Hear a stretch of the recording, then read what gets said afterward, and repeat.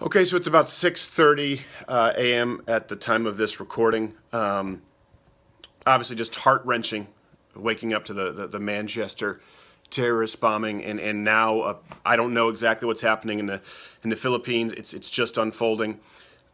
Just a pit in my stomach, and I know that outrage is easy, and you see it a lot on both sides, but particularly on the right with just the finger wagging and sort of false patriotism. And we're still going to write comedy tonight. We're still going to do what we can to try and create a show. But I think that whether it's journalism or outrage or even comedy, it serves no purpose if there isn't some kind of a seeking for truth. And I don't mean your truth. I don't mean finding a truth. I mean the truth. There's no living your truth. There's the truth. And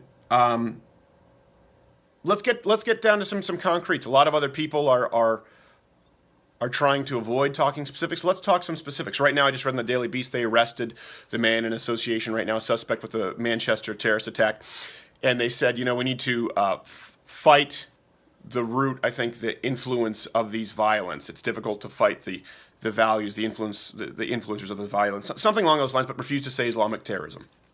We don't know that yet, necessarily. We do know that apparently in the Philippines it is Islamic terrorism. Listen, if you want to practice Islam in sort of the inconsequential guy in the sky, semi-secular sense, fine. But I think it's time to acknowledge that political Islam, as prescribed by Muhammad, the political practice of Islam is completely inconsequential with the West. What do I mean by that? Well, okay, let's nail down some concrete values. Let's exclude terrorism for a second. Do you believe in any Sharia courts whatsoever in Western culture? You're not welcome here. Do you believe that it's okay if you marry a 6-year-old? You're not welcome. Do you believe that it's okay to beat your wife for any reason at all? You're not welcome. Do you believe in any kind of punishment, not only death, any kind of a punishment for apostasy or people leaving the faith of Islam? You're not welcome. Do you believe in any kind of punishment for blasphemy? As you see with Zuckerberg and Facebook saying they're going to crack down on anti-Islamic blasphemous posts. Do you believe in any kind of punishment for blasphemy? You're not welcome.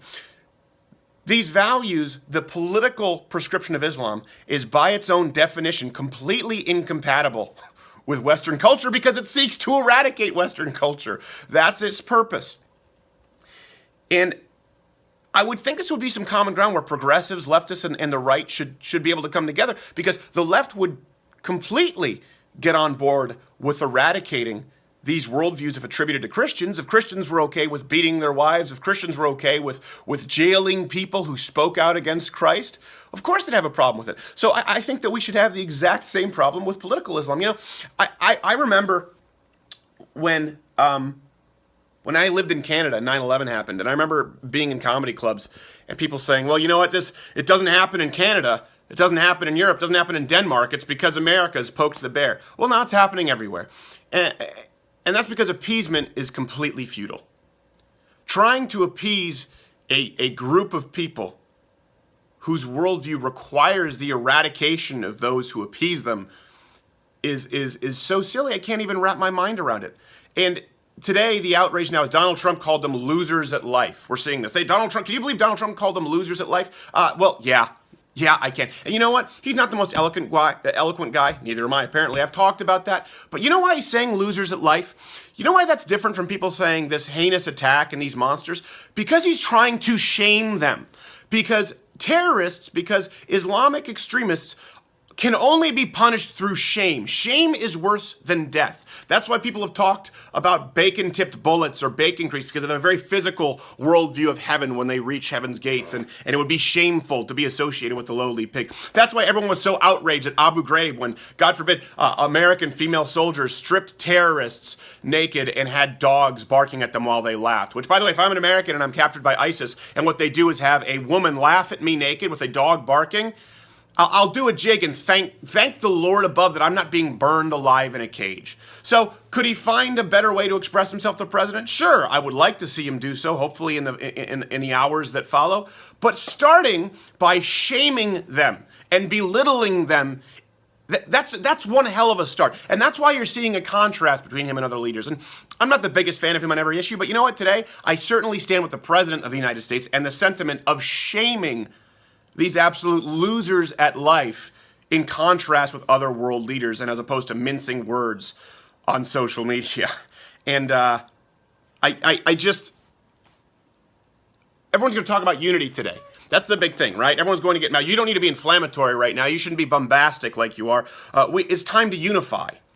No, it's not time for unity. It's time for an alliance, okay? And there's a difference. It's time for an alliance of people who value everything that has created the West, who hold Western values dear, the values that allow me to use my iPhone and this internet to upload this video to a platform freely, which hopefully won't censor it as hate speech. Who knows now with the horrible leviathan that Twitter and Google and Facebook have become in choosing to eradicate certain worldviews. But it's Western values that allows this even to happen. So I'm not about unity right now. How about an alliance? How about an alliance with other people who recognize and ally themselves against the evil that is political Islam? Because you know what? To unite with anywhere in the Islamic world who are even enablers of political Islam. To unite with enablers of political Islam by proxy is to unite with evil and to be evil. So at this point, when everyone's talking about words and outrage and let's be sensitive, no, let's not be sensitive in trying to not hurt people's feelings, but let's be ultra sensitive. Let's be ultra sensitive to the truth. Let's take our sensitivity in a different direction. Let's try and be as sensitive and as open-minded as humanly possible to the truth. And the truth right now, and the truth that is becoming clearer and clearer by the day, is that practiced political Islam, let me make that clear, the prescribed practicing of political Islam as outlined by Muhammad is completely incompatible with Western civilization, and it's time for us to ally against it because it's the great evil of our time. You think I'm right? You think I'm wrong? Let me know below. I'm sure plenty of you will be mad. I'm easy to find.